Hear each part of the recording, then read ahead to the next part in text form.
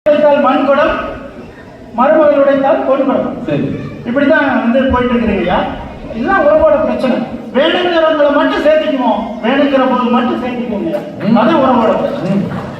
ஐயா அவங்க சொன்னாங்க, ஃப்ரெண்ட்ஸுக்குள்ள தான் மரியாதையெல்லாம் குறைந்து கொண்டே வருதுன்னு. நான் முதல்ல ஒரு தகப்பன் சாமியா இருக்கேங்க.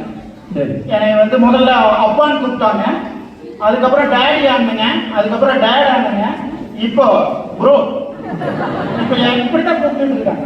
அந்த அளவுக்கு போயிடுச்சுங்க ஐயா. கொஞ்ச நாள் பசங்களா அப்படி வந்துருக்கீங்க. அப்படி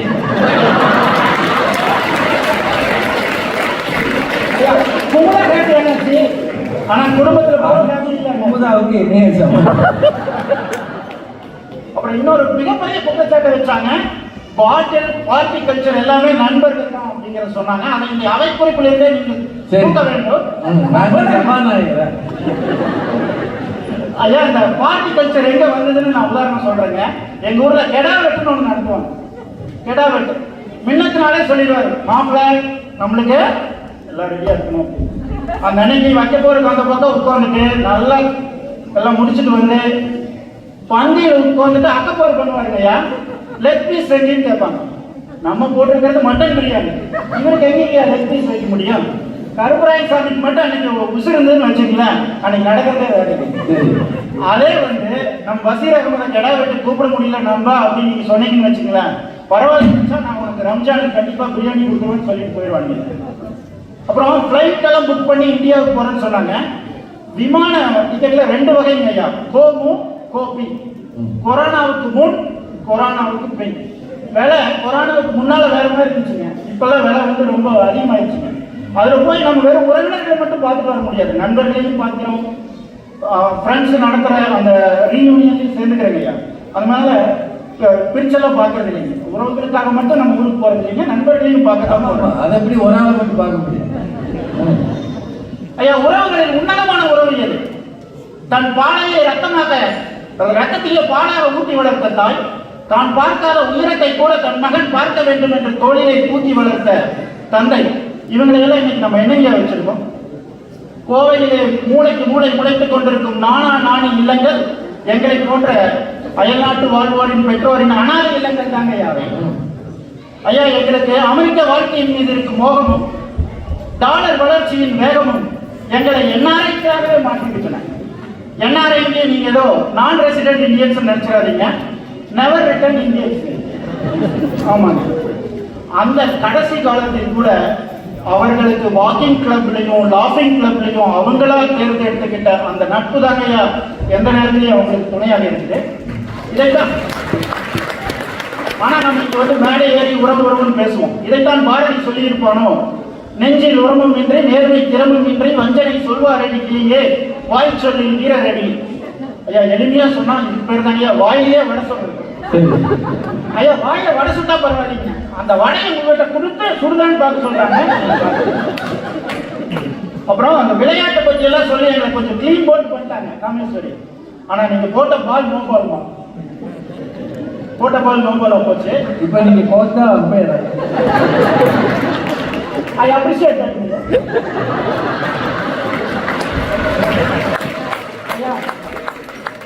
ஒரு ஆய்வறிக்கை சொல்லிக்கிறது 0.023% மட்டும்தான் அந்த ப்ரோ லெவல் அடைய முடியும். அவ்வளவு குறைவான ஒரு ஆய்வறிக்கை, அவ்வளவு ஸ்டாட்டிஸ்டிக்ஸ் இருக்கிறதெல்லாம் இந்த அளவையில எடுத்துக்க முடியாது இல்லையா? புதுசா ஒன்று செய்வான்னு வச்சுக்கல, உறவுகள் ஏற்றுக்கொள்ளவே மாட்டாங்க. என் பெண்ணை நான் இவிலை காலேஜுக்கு அனுப்புகிறேன் என்றால் ஏற்றுக்கொள்வார்கள். அதுவே நான் ஒரு இந்தியன் பிரீமியர் லீக் கிரிக்கெட்டுக்காக தயார் பண்ணுகிறேன் என்று சொன்னால் ஏற்றுக்கொள்ள மாட்டாங்க. அது ஆம்பளை விளையாட்டு.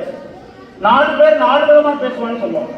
நானும் ரொம்ப நாளா அந்த 4 பேர் யாருன்னு தேடிக்கிட்டேங்க ஐயா. ஜிபிடி கிட்ட கூட எனக்கு விடை கிடைக்கல. இன்னைக்கு மேடையில விடை கிடைக்கல. அந்த அணியில் இருக்கிற ஐயா நீங்க சொன்ன மாதிரி இது லாங் வீக்கெண்டு, 3 நாள் லாங் வீக்கெண்டு. என் பெண் விளையாட்டுக்காக வேறு மாநிலத்துக்கு சென்றிருக்கிறார். நானோ என் மனைவியோ போயிருந்தா அது எங்களுடைய கடமை. ஆனால் முகம் தெரியாத யாரோ ஒருவர் அங்கு வரவேற்பு 3 நாட்கள் சோறு போட்டு விளையாட்டுக்கு சென்று திருப்பி அனுப்புவது பார்க்கறாங்க. அதான் அந்த வெள்ளிக்கிழமை விடுமுறை எடுத்து போயிருக்காங்க. அந்த அசைன்மெண்ட் ஹோம்ஒர்க் எல்லாம் யாருமே பண்ண முடியும்? நான் என்னோட வீக்கை ரிப்போர்ட்டையே நான் கிளியரா தான் பண்றேன். நான் எப்படி ஹோம்ஒர்க்லாம் ஹெல்ப் பண்ண முடியும்? ஆனால் அவருடைய தோழி எலிசபெத் அவளுக்கு அந்த அசைன்மெண்ட்டை செய்து உதவி செய்கிறாள் என்றால் அதுதாங்க நட்பு. ராமேஸ்வரி அவர்களுக்கு ஒருவேளை எலிசபெத் போன்ற தோழிகள் அமையவில்லையோ என்று இனிமே அமைய. ஐயா, சங்க இலக்கியத்தில் பிசிராந்தையா நட்பை படிச்சிருக்கீங்க. சாண்டியாவோட என்னோட நட்பை சொல்லி முடிச்சிடறேன் ஐயா. எனக்கு வாழ்க்கை எப்படி தொடங்குச்சுன்னா, அமெரிக்கா வாழ்க்கை விசா ஆபீசர்கிட்ட போய் ஆனை பூனை சேனை இப்படின்னெல்லாம் சொல்லி நான் விசா வாங்கிட்டு ஊருக்கு போயிட்டு வரேன்னு போய் சொன்னேனுங்க. நான் போயிட்டு வரேன் அப்படின்னு சொல்லிட்டு அந்த பக்கம் போயிட்டு, ஆனால் அமெரிக்கா போறேன்னாமா கூரை ஏறி அங்கே சிக்கனே பிடிக்க முடியாது. சிக்காகோ எங்க போய் பிடிக்க போறேன், சிக்காகோக்கு எங்க போக போறேன்னு சொன்னாங்க ஐயா. கூரை ஏறி சிக்கன் பிடிக்க முடியாது, சிக்கன் கோழி பிடிக்க முடியாது. கொஞ்சம் மாற்றி சிக்காகோவுக்கு ரைமிங்க சிக்கன் ஐயா, நீங்க நல்லா போச்சுதான். நாங்கள் இங்கே வந்து இறங்கிய போது முகம் தெரியாத ஒரு நட்பு தான் என்னை வந்து விமான நிலையத்திலே வரவேற்று என்றால் அந்த நட்பு தான் ஐயா மிகவும் முக்கியமான இருந்தது. ஐயா, இந்த கார் சீட்ல டிரைவர் சீட் எது பேசஞ்சர் சீட் எதுவும் தெரியாம தான் நாங்கள் ஊருக்கு வந்து இறங்கினாங்க. ஆனா இன்னைக்கு கேஸ் இல்லாத எலக்ட்ரிக் வெஹிக்கிளும் ஆன் இல்லாத அட்டானமஸ் வெஹிக்கிள் வாங்கி ஓரளவுக்கு பைனான்சியலா முன்னேறி இருக்கு. நான் ஒவ்வொரு இடத்துலையும் பைனான்சியல் கவுன்சிலரும் என் ஃப்ரெண்ட்ஸ் தாங்க ஐயா. ஐயா, நாங்கெல்லாம் மழைக்கு கூட பங்கு சந்தை பக்கம் ஒதுக்காத வேண்டும். இன்று பிட்காயினை பற்றி பேசும் அளவிற்கு மாற்றி இருக்கிறார்கள் என்றால் என்னுடைய நண்பர்கள் தான். ஒரே ஒரு நம்பர்ஸ் பற்றி சொல்லிட்டு முடிச்சுக்கிறேன் ஐயா. இந்தியாவில 2 நம்பர் தான் இந்த வாழ்க்கையை ஓட்டி விடுறாங்க ஐயா. ஒன்று ஆதார் நம்பர், இன்னொன்று ஓடிபி வர்றதுக்கு போன் நம்பர். ஆனா எப்பொழுது நாங்கள் இந்த H1B விசாவில் வந்து இறங்கினோமோ அன்று ஆரம்பித்தது எங்களுடைய நம்பர் வாழ்க்கை. I-140, I-485, I-94, I-797, எத்தனை எக்ஸ்பென்சிவ், எத்தனை டிராப் பாக்ஸ், எத்தனை விசாவுக்காக நம்ம வெயிட் பண்ணியிருக்கிறோம் ஐயா. ஒரு நாள் அந்த நம்ம விசா வாழ்க்கையை நினைத்து பார்த்தால் அமெரிக்க பிரஜையாக மாறிவிட்ட ராஜாராமன் அவர்கள் கண்டிப்பாக அந்த நட்பை மறக்க மாட்டாருன்னு தான் சொல்லிக்கிறேன் ஐயா. நட்பு என்பது விட்டு கொடுப்பதும் நட்புதான். வாழ்க்கையில் தடுமாறும் போது தாங்கி பிடிப்பதும் நட்புதான். தடம் மாறும் போது தட்டி கேட்பதும் நட்புதான் என்று சொல்லி வாய்ப்பு கொடுத்த அனைவருக்கும் நன்றி, வணக்கம்.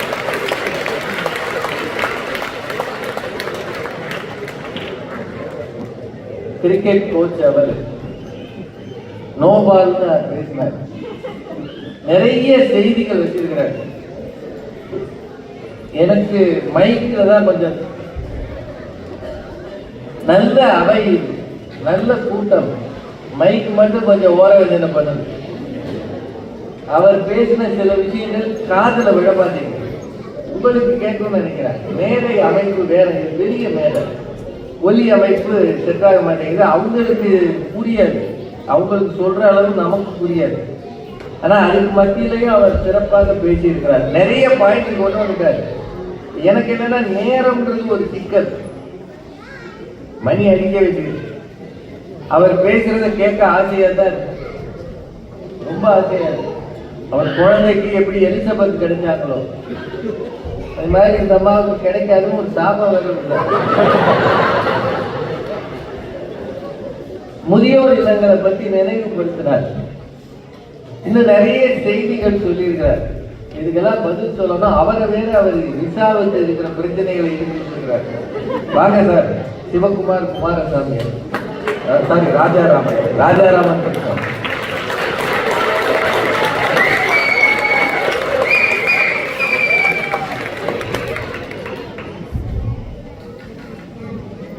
ஊதுனால. ஹலோ, சாண்டியாகோ வாழ் சொந்தங்களுக்கும் தமிழ்நாட்டிலிருந்து வந்திருக்கும் மதிப்புக்குரிய திரு ராஜா அவர்களுக்கும் மதிப்புக்குரிய திருமதி பாரதி பாஸ்கர் அவர்களுக்கும் வணக்கம் கூறி நான் உறவு அணி சார்பாக சில கருத்துக்களை எடுத்து வைக்க விரும்புகிறேன். நட்புக்குரியவர்கள்லாம் உறவு தான், எல்லாரும் உறவு. இவ்வளோ எனக்கு நடுவர்கள் எனக்கு சாண்டியாவில் ரத்த உறவே கிடையாது. இருந்தாலும் நான் ஏன் உறவு பக்கமாக வந்து பேச போறேன் என்றால், இவர்கள் எல்லாருமே எனக்கு உறவுகள் போன்றவர்கள் தான், நண்பர்கள் கிடையாது. சரி, அதனால் தான் தைரியமாக உறவு பக்கமாக பேச வந்திருக்கிறேன். ரிஷா அவ்வளோ விஷயம் சொன்னாங்க. பண்றதெல்லாம் பண்ணிட்டு வீட்டில் அம்மா கிட்ட போட்டு கொடுக்காம என்ன சார் பண்ணுவாங்க? ஒரு சகோதரியா என்ன வேலை? சகோதரியை திருத்துறதுங்கிற வேலை. பண்ற தப்பு கூட சேர்ந்து தப்பா பண்ண முடியுமா? இதே நண்பர் அவங்க என்ன பண்ணிப்பாங்க தெரியுங்களா, கூட சேர்ந்து தப்பு பண்ணிருப்பாங்க. ஆனா நீ சொல்லாத நானும் சொல்ல மாட்டேன். எங்க வீட்டுல நீ சொல்லாத, உங்க வீட்டுல நான் சொல்லாத. இப்படித்தான் ஒவ்வொரு சகோதரியும் இவங்க யோக்கியமா இவங்க அவங்க தங்கச்சி பண்றது போட்டு கொடுப்பாங்க. இவங்க சும்மா இருக்க மாட்டாங்க. அங்கதான் வீட்டுல பாக்குறோமே. அப்புறம் நம்ம சிவசங்கர் சொன்னார், எங்க வீட்டுல இருந்து வந்தா உப்புமா, அவங்க வீட்டுல இருந்து வந்தா பிரியாணி. நான் கூட அவங்க வீட்டுக்காரம்மா கிட்ட கேட்டேன், என்னம்மா மாமியார் வந்தா உப்புமாவே போடுறியாரு, என்ன விஷயம் அப்படின்னு.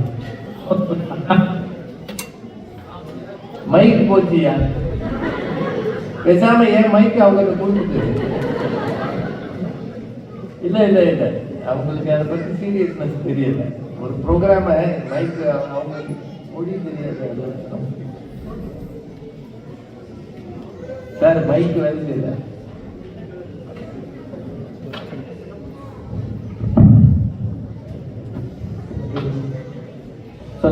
நானும் சகோதரிகிட்ட கேட்டேன், என்னம்மா மாமியார் வந்தா உப்புமாவே போடுறியாம, ஏன் பிரியாணி போட மாட்டேங்கிறாங்க. அவங்க சொன்னாங்க, அண்ணா உங்களுக்கு தெரியாது, நான் ஒரு தடவை பிரியாணி போட்டேன், ரெண்டு போய் ஹாஸ்பிட்டல் சேர்க்க வேண்டியதாக போயிடுச்சு. அது கேட்டு அதுக்கு அவங்களே சொல்லிட்டாங்க, அம்மா நீ பிரியாணிலாம் பண்ணி போடாத, எனக்கு உப்புமா தான் ரொம்ப பிடிக்கும், நான் உப்புமாவே சாப்பிட்டுக்கிறேன். அவர் வீட்டில் என்ன தெரியல, அவருக்கே தெரியல சார், அவங்க மனைவிக்கு தான் தெரியும். அவர் கோச்சா இருக்கும்போது சார். அப்புறம் பிசுராந்தரை பற்றி ஒரு வார்த்தை சொன்னார். அந்த நட்பு எனக்கு இன்னைக்கு வரைக்கும் புரியாத நட்புங்க. நம்ம காதல் கோட்டை அகத்தியன் டைரக்டர் பார்த்த மாதிரி பார்க்காமலே நட்பு பண்ணிட்டாங்க அவங்க. கோப்பெருந்தோழன் சோழ நாடு, பிசிராந்தர் பாண்டியன், எப்படியோ பார்க்காமலே நட்பு வந்துருச்சு. சோழனுக்கு பிள்ளைங்களோட தகராறு, பிள்ளைங்க ஏதோ ஆட்சியில் தகராறு நடந்துருச்சு. வெறுத்து போய் நான் வடக்கு இருந்து உயிர் பிறக்க போறேன். இதை கேட்டு இவர் போற சும்மா போலாமல்ல, பக்கத்தில் ஒரு சீட்டை போடி பிசிராந்தேரம் வருவாரு அப்படின்றாங்க.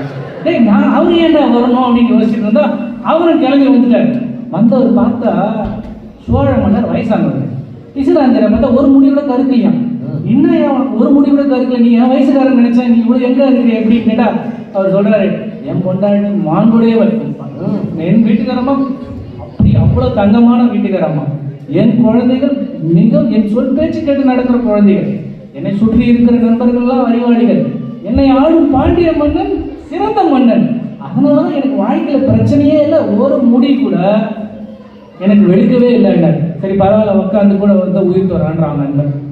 என் நாம அதான் சொல்லிப்பான், மாப்பிள்ள உனக்கு தான் ஒரு பிரச்சனையும் இல்லையாடா, போய் நிம்மதியா வாழ்ந்துட்டு வாயடா, நீ ஏன்னா என் கூட வந்து வழக்கு இருக்கணும்னு தானே கேட்போம். ஆனா கிடையாது, நான் செத்தா நீர் தாக்கணும்னு நினைக்கிறவன் தான். இது ஒரு நட்பா. இன்னொரு விஷயம் கிடையாது, யாரும் கோப்பெருஞ்சோழன் செஞ்சுட்டாங்களா? அப்படிதான் சார் நினைக்கிறேன் இல்லையா? எனக்கு தெரிஞ்சு எவ்வளவு தான் நினைக்கிறேன். இல்ல இந்த டைலாக் நல்லா இருக்கு. அப்புறம் நம்ம எதிரடியில் வேலை செய்ய தீபா அவங்க இருக்காங்க, அவருடைய கணவர் ரமேஸ்வரன் என்னுடைய நண்பர் தான். போன வாரம் கேட்டேன், தலைவரே உறவுக்கு பேசுறேன், வந்து சப்போர்ட் பண்ணுங்க அப்படின்னா. என்னையா பேசுற, எங்க வீட்டுக்காரம்மா நட்புன்னு பேசுறாங்க, அவங்களுக்கு தான் சப்போர்ட் பண்ணுவேன். ஓ இந்த வீட்டுக்காரம்மா பேச்சை கேட்காத இருக்கிறீங்களே, அவங்க நட்பு தான் உயர்ந்ததுன்னு பேசுறாங்க, அப்படி எங்களுக்கு தானே சப்போர்ட் பண்ணுவேண்ணா. அதெல்லாம் கிடையாது, எங்க வீட்டுக்காரம்மா வெள்ளைக்காக்கா பறக்கிறதுனால சரி, சூரியன் மேற்க உதிக்கிறதுனால சரி, அவங்களும் சப்போர்ட் பண்ணுவேன்.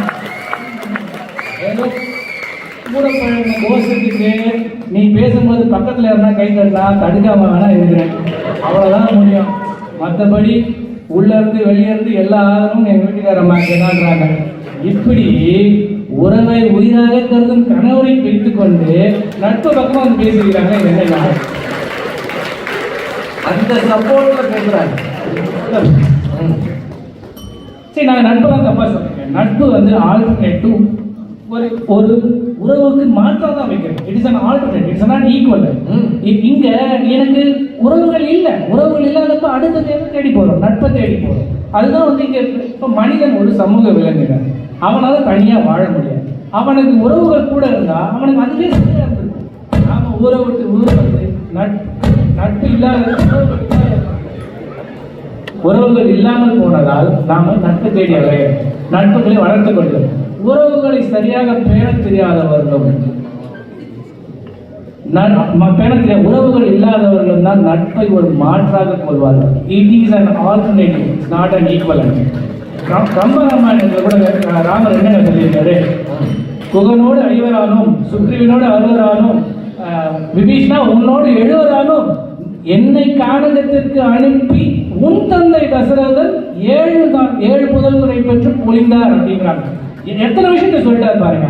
அவருடைய தந்தை தசரதனை கூட அவர் விபீஷ்ணோட தந்தை தசரதங்கிறார். அங்கேயும் உறவு தான் முக்கியம் அப்படிங்கிறார். இப்போ எல்லாமே இங்க இருக்கிறவங்க கூட மாமா அத்தை அப்படிதான் சார் கூப்பிடுறாங்க. ஒரு நட்பையே நம்ம உறவுல தான் மாற்ற ட்ரை பண்றோம். நம்ம நட்பா வச்சுக்கலையே, நண்பா ஹலோ ஃப்ரெண்ட் அப்படின்னு சொல்லாம நட்பையும் உறவாக மாற்றதான் தெரிந்து கொடுத்தோம். இதனால் இங்க கூடியிருக்கும் சொந்தங்கள் எல்லா சார்பாகவும் சொல்றேன், நமக்கு கூட வருவது இன்பத்திலும் துன்பத்திலும் கூட வருவது உறவு உறவு உறவு என்று சொல்லி வாய்ப்பளித்த நன்றி. முடிஞ்ச வரைக்கும் மைக்க மாற்றி எங்களுக்கு என்ன செய்யறதுன்னு தெரியல.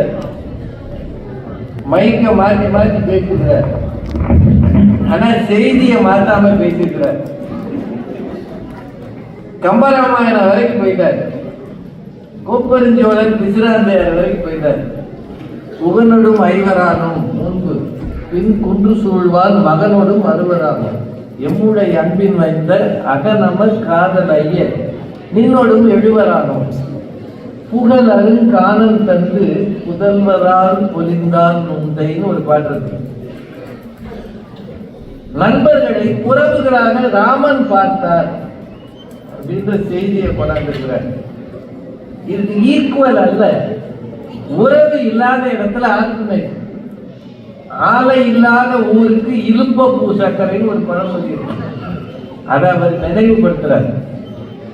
இப்ப சுகர் ஃப்ரீன்னு ஒன்று போடுறீங்கல்ல, சுகர் போடுறதுக்கு பதிலாக ஒன்று சுகர் ஃப்ரீ போடுறீங்களா இல்லையா? நீங்க என்ன கம்முன்னு இருக்கீங்க? மைக் அதுவாச்சும் இருக்குது, இன்னும் கொஞ்ச நேரம் எங்களோட இல்லை. எப்பவுமே ஒலி அமைப்பு தான் பட்டிமன்றங்களுக்கு முக்கியம். வேறு எந்த இடத்துலையுமே மியூசிக்கல் இன்ஸ்ட்ருமெண்ட் இருக்கும், மேக்கப் டான்ஸ் இருக்கும், ஒன்றும் இல்லை. வெறுமனே பேசியே ஒரு கூட்டம் 2 மணி நேரம் உட்கார்ந்து இருக்குன்னா அது மொழிக்கு இருக்கிற பெருமை, ஆளுமை, திறமை. அந்த வார்த்தைகளை எடுத்துட்டு போறது ஒலி வாங்கி தான். அது இடைஞ்சல் பண்ணும்போது கொஞ்சம் கஷ்டம் வரதான் வரும். நிகழ்ச்சிகள் இனி வரும் காலங்களில் முதல்ல மைக்கை சரி பண்ணிட்டு அப்புறம் பேச்சாளரை கூட்டுறோம், அதுதான் நல்லது. அவர் பாவம் ரொம்ப சிரமத்துல பேசினார். உண்மையிலேயே இவ்வளவு நெருக்கடிக்குள்ள பேசிய இந்த 2 ஆண்களுக்கும்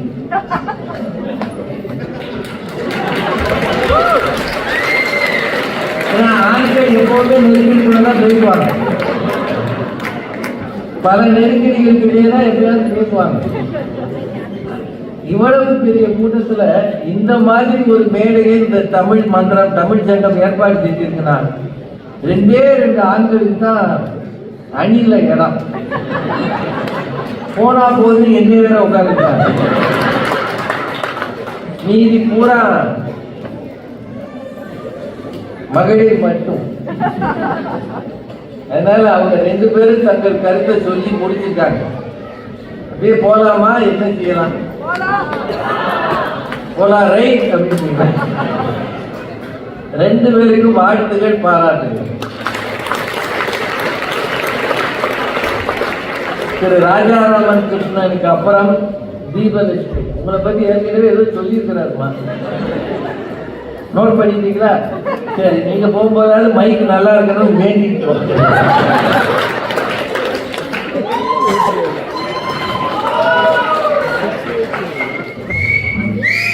ஆண்டவா, கல் தோன்றி மண் தோன்றிய காலத்தை முன் தோன்றிய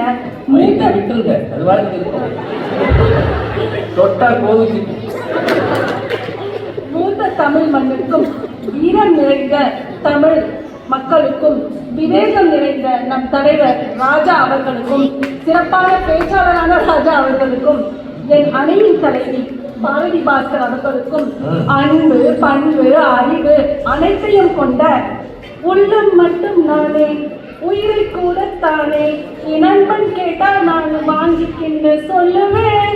அப்படின்னு நான் கேட்டா என் உயிரை கூட தர என் தோழர்களுக்கும் என்னோட முதல் வணக்கத்தை தெரிவித்துக் கொள்கிறேன். ஐயா, ஒரு வாரமா வெளியில் நாங்க சாப்பிட்டாலும் எங்க நண்பர்கள் வந்து உதவின்னு கேட்டா ஃபுல் மீல்ஸ் கொடுக்குற ஆளுங்க நாங்க. நண்பர்கள் இல்லாத வாழ்க்கைலாம் என்னையா வாழ்க்கை? ஒரு பாப்கார்னே இல்லாம படம் பார்க்கிற மாதிரி ஒரே போர். பாப்கார்னுக்கு வரி போட்டாருமா? அது இந்தியாவில் இல்லை, அமெரிக்காவில் இல்லை. அதுவும் சாக்லேட் பாப்கார்ன். அதுக்காக சினிமா பாக்குறாங்க இங்கே வர முடியும். அதுவும் வாமா மின்னல் அப்படின்னு வர நட்பை பத்தி நான் பேச வரலையா? அறிமுகம் இல்லாமல் வந்தோம், அடிக்கடி பேசிக்கொண்டோம். உறவுக்கு மேலே உயிரானோம், காலங்கள் கடந்து சென்றாலும் கடைசி வரும் வரை வரும் நட்பு. அப்படிப்பட்ட நட்பை தான் நான் பேச வரேன். இதுதான் நம்ம முன்னாள் குடியரசுத் தலைவர் அப்துல் கலாம் என்ன சொல்லியிருக்காருன்னா, ஒரு நல்ல புத்தகம் ஒரு நண்பனுக்கு சமம். ஒரு நல்ல நண்பன் இருந்தா அது ஒரு நூலகத்துக்கே சமம்னு சும்மாவா சொல்லிருக்காரு. அனைத்து பிரச்சனையும் அல்வா சாப்பிடுற மாதிரி அழைக்கா சாப்பிட்டுட்டு கூலா எதிரடியில உட்கார்ந்து இருக்கிற ராஜாராம் அவர்கள் சொன்னாரு, ஏதோ வந்து அவரு உடல் உறுப்புகள் வந்து உறவினர்கள்ட்ட கேட்பாராம். இவர் வந்து கேட்டதுக்கு அப்புறம் வந்து அப்படியே அவங்க உறவினர்கள் வந்து அப்படியே வரிசையா உடல் உறுப்புகளை வந்து அடுக்கி வைப்பாங்களாம். உடல் உறுப்புகளை வந்து அவர் உறவினர்கள்ட்ட கேட்டா அவர் வந்து எழுதி கொடுப்பாங்க. அவர்கிட்ட நான் அவர் கான்வர்சேஷன்ல அவர் சொன்னாரு, இந்த பேச்சுக்கு வர்றதுக்கு முன்னாடி நான் அவர்கிட்ட கேட்கிறேன், அவர் தங்கச்சிட்ட வந்து எனக்கு ஒரு கிட்னி வேணுமா அப்படின்னு நாளைக்கு போன் பண்ணா, அண்ணா நான் சட்னி பண்ணிக்கல பிஸியா இருக்கேன் அப்படின்ட்டு போனை கட் பண்ணிடுவாங்க. அதுக்கப்புறம் வந்து அது நான் ரீச்சபிள் தான் எப்பயுமே. அப்புறம் அவர் சொன்னாரு, எனக்கு வந்து நண்பர் மனைவி அப்புறம் குழந்தைகள் தான் வந்து ப்ரையாரிட்டி அப்படின்னு சொல்லிட்டு. சந்தியாவை ஷாப்பிங்க்கு கூப்பிடறாங்கன்னு வச்சுக்கோங்களேன் அவங்க மனைவி. இதே வந்து இருக்கிற சிவா கராஜில் வந்து நான் பாட்டி வச்சிருக்கேன் மச்சானா, அவரோட ப்ரையாரிட்டி என்னன்னு அவரையே கேட்டு பாருங்க. இந்த உறவுகள்லாம் இருக்குதாங்க.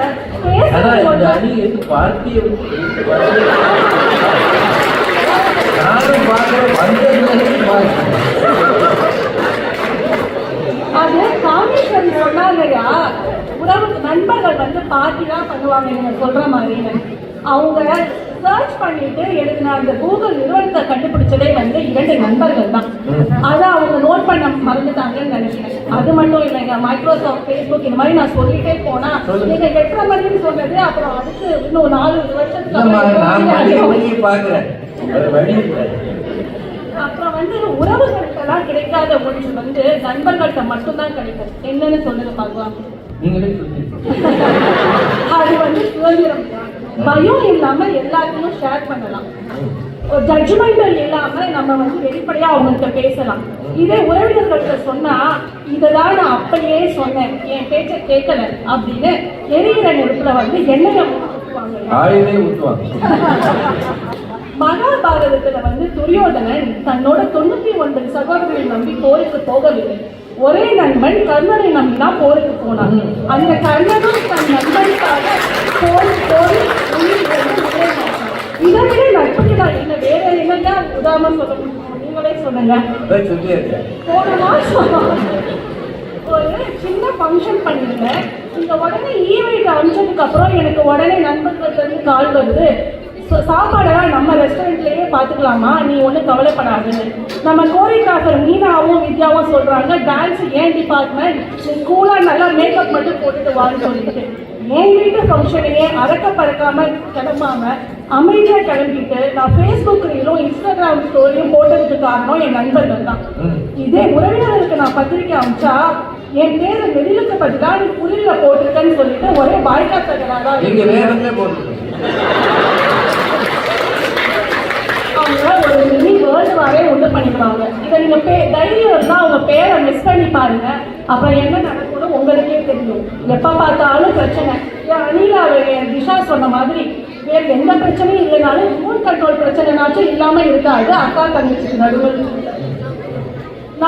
உறவினர்கள் வந்து குணா கமல் மாதிரி ஒருத்தரை தான் உருவாக்க முடியும். மஞ்சுபால் பாய்ஸ் மாதிரி அந்த குணா குகையில இருந்தவனை உயிரை கொடுத்து காப்பாற்றுற சரித்திரம் உறவினர்கள்ட்ட நான் இதுவரைக்கும் நான் கேள்விப்பட்டிருக்கேன்.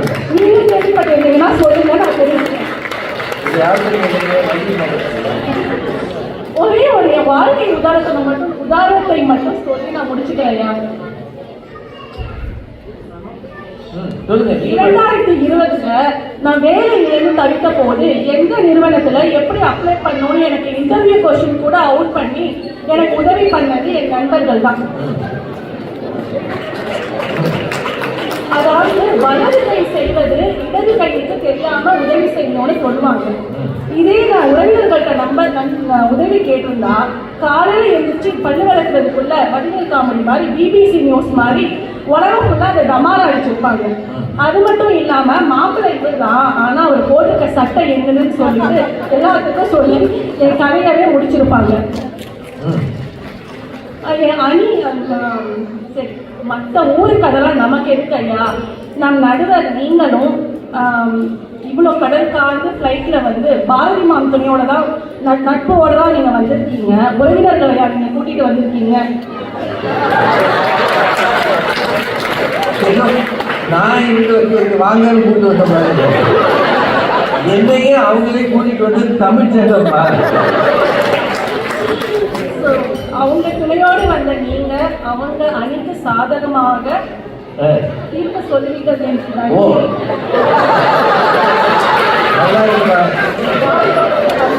நன்றி சொல்லி துன்பத்திலும் இன்பத்திலும் வருவது நட்பே நட்பை என்று சொல்லி உலகை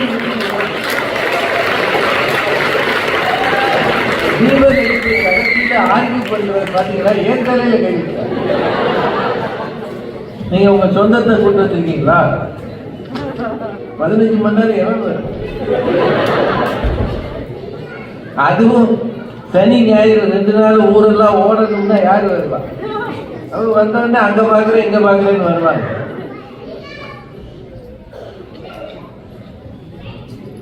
சில நேரம் ஸ்பீக்கர் கிட்ட மைக் வச்சா பிரச்சனையாகும். அதனால கொஞ்சம் பின்னாடி உட்காந்துருங்க, அடுத்து பேசுறவங்க அது அப்படியே இருக்கட்டும், அந்த இடமே இருக்கட்டும். இது இந்த மைக் செட்டப்ல நிறைய இருக்கு. எங்க ஊர்ல சொல்லுவோம் நாங்க இது செய்யுங்க அப்படி செய்யுங்க. இங்க அவங்களோட சொன்னா நமக்கு பிரச்சனை. அதனால பார்க்கலாம், எப்படி ட்ரை பண்ணுவோம். இதுல எத்தனை வெடி வெடிக்குது. நிறைய நல்ல செய்திகள் சொல்லியிருக்கிறாங்க. முதல்ல உறவுகள்ல இருந்து விலகி இருப்பது நட்புல சுதந்திரம் கிடைக்கிறது. ஒரு நல்ல செய்தி. உறவினர்கிட்ட நீங்க என்ன போய் சொன்னாலும் ஒரு கட்டையை போடுவாங்க. ஏய் இதை செய்யலாமா அப்படின்னா நீ செய்ய போற நீ உன் பரம்பரைக்கு எவனுக்கு புத்தி இல்லடா தெரியுமா உனக்கு? உங்க தாத்தா எவ்வளவு ரூபாய் விட்டாரு தெரியுமா? அப்படி ஆரம்பிச்சிருவாங்க. என்ன இருக்கிறது நல்லா பேசிக்கிறாங்க. விழாவாரியா பேச நேரம் இல்லை. இப்போ வள்ளி கண்ணு இருக்காங்களே, அவங்கள ஒரு விஷயத்துக்கு ரொம்ப பாராட்டம். முன்னாடி எதிரணியில் இருக்கிறது யாருன்னு தெரிஞ்ச பிறகு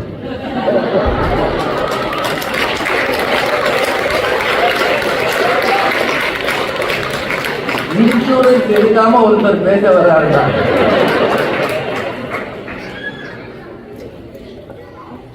ரொம்ப தைரியம் வரும். வாங்கம்மா, உறவே அணியை நிறைவு செய்வார்.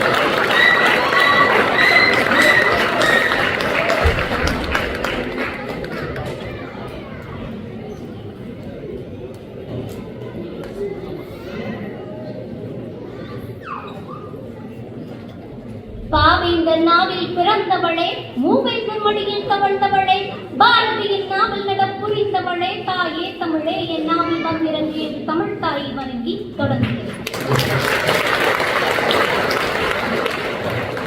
நம் அனைவரையும் சிரிப்பிலும் சிந்தனையிலும் மூழ்க வைக்கப்பட்டிருக்கும் நடிகர் ராஜாயா அவர்களுக்கும் திருமதி பாரதி பாஸ்கர் அம்மா அவர்களுக்கும் உறவுதான் இன்பத்திலும் துன்பத்திலும் கூடவே வரும்னு பேசிட்டு,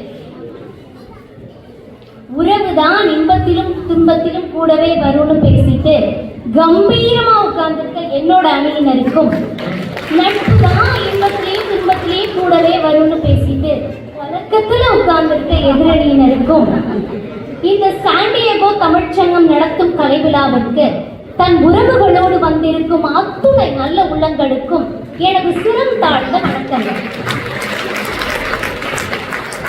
என்னோட பேர் வள்ளிக்கண்ணு முத்தையா. ஐயா சொன்னாங்க, இப்போ ராமாயணத்துல இருந்து ஒரு காட்சி. அது ராமரும் லக்ஷ்மணனும் வந்து காட்டுல பேசிட்டு இருக்காங்களாம். அப்ப ராமர் வந்து அவரோட வில்ல தரையில மூடி வச்சுட்டு லக்ஷ்மணனோட பேசிட்டு இருக்காரு. அப்ப அது வில்லுக்கு கீழே ஒரு தவளை சிக்கி தவிக்குது. அப்ப அதை பார்த்த ராமர் உடனே எடுத்து, என் தவளையே நான் குத்தும் போதே கத்திருந்தேன்னா குத்திருக்க மாட்டேன்ல அப்படின்றாரு. அப்ப அந்த தவளை சொல்லுது, ஐயா வேற யாராவது குத்துனா ராமா ராமான்னு கத்தனா, இப்ப இந்த ராமரை குத்துனா நான் என்னன்னு கத்துறது அப்படின்னு. அந்த மாதிரி இப்ப வேற யாராவது எதிரணியில இருந்தா நம்ம பாரதி பாஸ்கர் அம்மாவை ஒரு குருவா மனசுல நினைச்சுக்கிட்டு தைரியமா பேசலாம். இப்ப அவங்களே எதிரணியில இருந்தா நம்ம என்னன்னு பேசுறது அப்படின்னு தவளை கத்து.